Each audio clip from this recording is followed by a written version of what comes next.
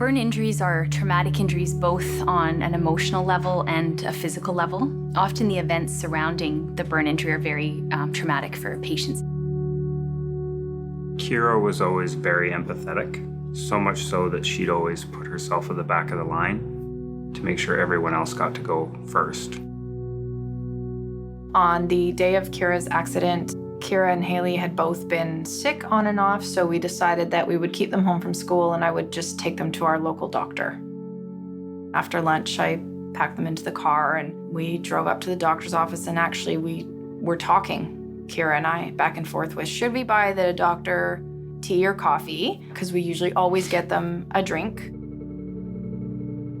We pulled in through the drive-through. I took the coffees in from the window and then passed them to Keira, who was sitting beside me in the passenger seat.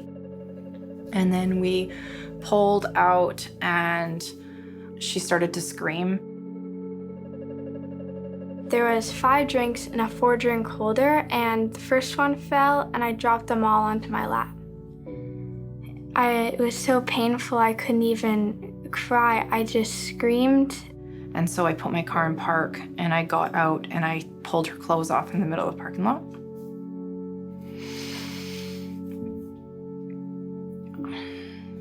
And I started running into the store with her where we had gotten the coffee. And she's like, no, Mommy, we're going to the doctor's anyway. Just take me to the doctor's. It hurts that you're carrying me, because her skin was basically falling off.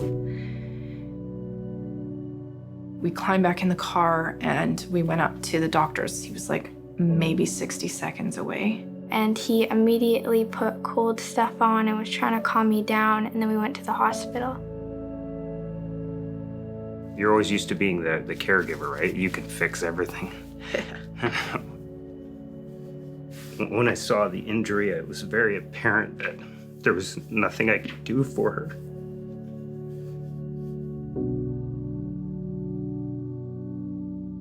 After our initial visits to our local hospital, we were transferred to BC Children's Hospital in Vancouver. And by that time, she was like in full sepsis shock. They took her into the emergency room. I think at one point I counted 14 people in her room working on her at one time. She was quite lethargic. She was like purple and like not very coherent. She had tubes and wires everywhere. Yeah, she was very sick. So once she was released from the ICU, she went to the burn unit. She would have regular burn baths on burn bath days, regular bandage changes.